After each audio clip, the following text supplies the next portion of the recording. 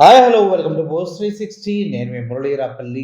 ముఖ్యంగా ఇప్పుడు మీకు చెప్పాలి మన దేశ ప్రధాని మోడీ గారి గురించి. మోడీ గారు చాలా అద్భుతంగా మొన్న మాట్లాడుతూ ఆగస్టు 15 రోజున యూత్‌ని ఉద్దేశించి ఎవరైతే ప్రొటెస్టులు చేస్తూ ఎవరైతే ప్రభుత్వాన్ని ప్రశ్నిస్తున్నారో వాళ్ళందరినీ దిమాగీ నక్సల్స్ అంటూ అభివర్ణించి మాట్లాడటం జరిగింది.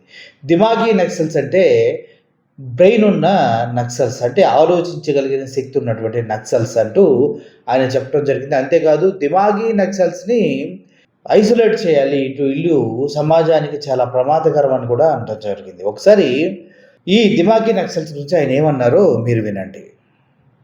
दिमागी नक्सल, ये दिमागी नक्सल मौके की तलाश में है.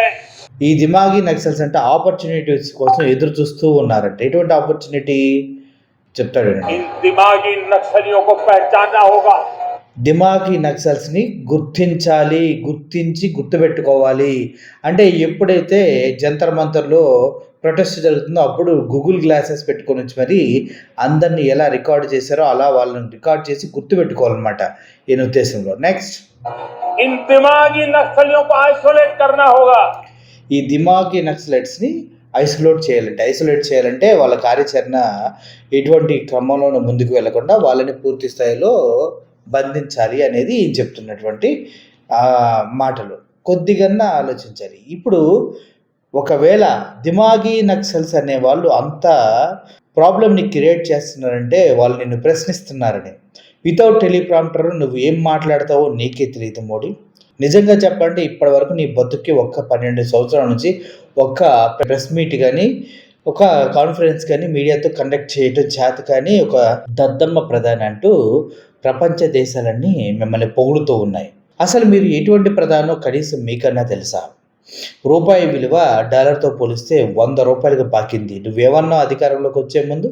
రూపాయి విలువ ఎందుకు పెరుగుతుందో నాకు తెలుసు, ప్రతిపక్షాలు కావాలని చేస్తున్నాయి, నేను వస్తే దాన్ని తగ్గించి 50 రూపాయలకి తీసుకొస్తానని సుల్లు కబుర్లు చెప్పావు కదా. మరి చేతకాని నిన్ను ప్రశ్నించొద్దా? ప్రశ్నించిన ప్రతి ఒక్కడు దిమాగీ నక్సల్స్ అయిపోతారా? మీరు యూత్కి దిమాగీ నక్సల్స్ అని బిరుదిస్తారా? నీ పాలనలో 50 లక్షల కోట్లు ఉండాల్సినటువంటి అప్పు 200 లక్షల కోట్లకు పెరిగింది మోడీ అని ప్రశ్నిస్తే నీకు కాలుతుందా మోడీ? కాలుతుందా?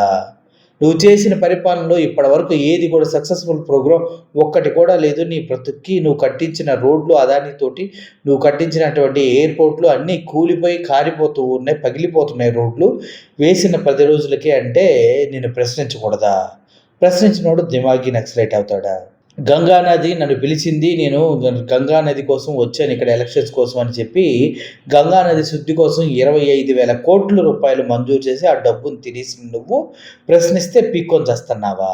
ఆ గంగా నదిని ప్రక్షాళన చేయమంటూ జేడి అగర్వాల్ లాంటి ఒక సైంటిస్ట్, ఐఐటి కాన్పూర్ సైంటిస్ట్ ప్రాణాలు వదిలేస్తే ఆయన కనీసం పట్టించుకోవాలి. 101 రోజులు ఆయన గంగా నది కోసం పవిత్రంగా నిరాహార దీక్ష చేశాడు. ఆ వ్యక్తిని హాస్పిటల్కి తీసుకెళ్ళి చంపేస్తారా? దాన్ని ప్రశ్నించకూడదా? 2001లో కూడా ఒక వ్యక్తి, 2011లో కూడా అలాగే ఒక వ్యక్తి ఇలాగ 111 రోజులు నిరాహార దీక్ష చేస్తే ఆయన కూడా చంపేస్తారా? ఆయన కూడా మిమ్మల్ని ప్రశ్నించకూడదా? ఎందుకంటే ప్రశ్నించిన ప్రతి ఒక్కడు దిమాగీ నక్సలైటా? నువ్వెట్లా ప్రధానమంత్రి అయ్యా భారతదేశానికి? మమ్మల్ని మేమే చీదరించుకునే సిచ్యువేషన్లోకి వెళ్తున్నాం. ఎందుకంటే నేషనల్ ఫ్లాగ్ని పాకెట్లో ఎటువైపు నుంచి ఎటువైపు పెట్టుకోవాలో కనీస జ్ఞానం లేని ఒక వృద్ధ ప్రధానమంత్రిని మేము నెత్తిని పెట్టుకొని మోస్తూ ఉన్నాం. ఏమనంటే వాట్సాప్ యూనివర్సిటీ నుంచి డిగ్రీలు పొందిన సోకాళ్ళు చెత్తనా కొడుకులంతా అది కరెక్టే అంటారు. నిజంగా చెప్తే ఆయన నేషనల్ ఫ్లాగ్ని ఎటు పెట్టుకోవాలన్న దానికి ఇంకో వీడియో చేశారు, అది చూడండి. దిమాగీ నక్సల్స్ ఇంకో పార్టీ ఉద్భవించబోతుంది. దిమాగీ నక్సల్స్ మోడీ ప్రభుత్వాన్ని ఎలా గద్దె దించుతారో దగ్గరుండి అందరూ చూడండి. ఎందుకంటే మీరు మాకు దిమాగీ నక్సల్స్ అని పేరు ఇచ్చారు, మేము నక్సల్స్మే. మీరు గతంలో తెలివి వల్ల చదువుకున్న జర్నలిస్ట్ని వీళ్ళందరినీ కలిసి అర్బన్ నక్సల్స్ అన్నారు, ఇప్పుడేమో దిమాగీ నక్సల్స్ అని యూత్ని అంటున్నారు. కాక్రోచ్ జనతా పార్టీ పుట్టడానికి సిజేఐ చేసినటువంటి ఒకే ఒక రాంగ్ స్టేట్మెంట్ కారణమైతే ఈ దిమాగీ నక్సల్స్ అని మీరు చేసినటువంటి స్టేట్మెంట్ వల్ల దేశవ్యాప్తంగా యువతలో నీ స్థాయి ఏంటో అర్థమవుతుంది. ముఖ్యంగా దిమాగీ నక్సల్స్ అని వీళ్ళు అన్న తర్వాత వీళ్ళు పల్లెల్లో గట్టుల్లో, కొండల్లో, గుట్టల్లో ఎక్కడెక్కడ ఉన్నటువంటి యూత్ మొత్తం నక్సలైట్‌లా మేము అంటూ నరనరాల్లో కోపాన్ని పెంచుకొని నీకు ఓట్లు వేయరు మోడీ. నువ్వేదో అనుకుంటున్నావు నాకుంది హిందూ ఓటు బ్యాంక్ అని ఉంది. యూత్ పవర్ ముందు హిందూ ఓటు బ్యాంక్ ఏం పనిచేయదు మోడీ, గుర్తుపెట్టుకో. ఈవీఎంలు అనుకుంటున్నావా, ఈసారి అక్రమాలు జరిగితే ఈవీఎంలు కూడా తీసి బొక్కలో నవ్వుతారన్న విషయాన్ని ప్రజలు స్పష్టంగా చెప్తారు నీకు. చేతిలో అధికారం ఉందని కానీ ఈవీఎంలు మేనేజ్ చేసి గెలుద్దాం అనుకుంటే ఈసారి కుదరదు మోడీ. ఈసారి జరగబోయే ఎలక్షన్స్‌లో బీజేపీ జీవితకాలం కుంటుతూ నడిచే విధంగా దెబ్బ కొడతా ఉంటారు యూత్ అంతా కలిసి.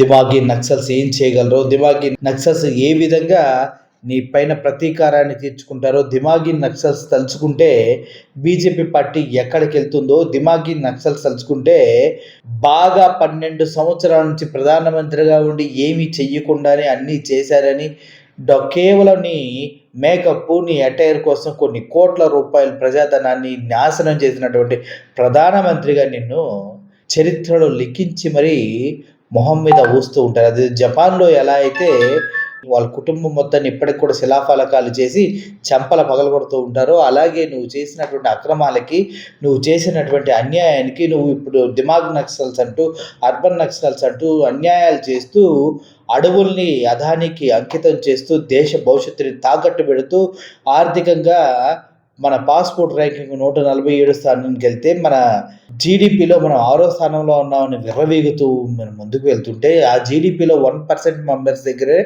90% డబ్బులు ఉన్నాయన్న విషయం ప్రపంచం మొత్తానికి తెలిసినా కూడా ఇప్పటికీ మీరు అలాగే ముందుకు వెళ్తున్నారు. ఇప్పుడు ఎవరైతే మిమ్మల్ని ప్రశ్నించారో వాళ్ళని దిమాగీ నక్సల్స్ అంటారా? మొన్నటికి మొన్న మీ అందరిని క్షమించాను అని మీరు అంటారు. క్షమించాల్సింది నిజంగా ఎవరు విద్యార్థులు కదా, వాటిపైన లాఠీ చార్జ్ చేసి ఆడపిల్లల ప్రైవేటు భాగాల్లో లాఠీలు పెట్టే చెత్తనా కొడుకుల్ని పోలీసులు కనీసం ఏమీ చేయలేకపోయింది మీ ప్రభుత్వం. శీతాకాల సమావేశాలు జరుగుతుంటే పార్లమెంట్‌కి రాకుండా పరుగులు పెట్టి దాక్కొని బతికిన నువ్వు, నీ అమిత్ షా దొంగ బతుకులు ఇక్కడ ఎవరికీ తెలియవు మోడీ అంటూ ప్రజలు ప్రశ్నిస్తూ ఉన్నారు.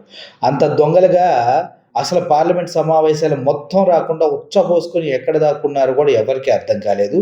అటువంటి మోడీ ఇప్పుడొచ్చి దిమాకీ నక్సల్స్ అన్న స్టూడెంట్స్‌ని వర్ణించి మాట్లాడుతూ వాళ్ళని ఐసోలేట్ చేయాలంటూ ఇంకే టాపిక్ లేనట్టు స్వతంత్ర దినోత్సవం రోజు మాట్లాడటం చాలా బాధాకరంగా ఉంది. నిజంగా లాస్ట్ రోజు వచ్చి జనగణమన పాడి పారిపోయిన మీ ఇలాంటి చేతగాని రాజకీయ నాయకుల్ని ప్రజలు ఎందుకు నమ్ముతున్నారు, ఎందుకు మిమ్మల్ని నెత్తి మీద పెట్టుకుని ఊరేగుతున్నారో నాకైతే అర్థం కావట్లేదు. కానీ మీలాంటి దిమాగ్ లేని నాయకులు ఉన్నప్పుడు దిమాగ్కి నక్సలైట్స్ పుడతారు. కాబట్టి ఆ దిమాగ్కి నక్సలైట్స్ ఏం చేస్తారో నువ్వు అలా చూస్తూ ఉండు.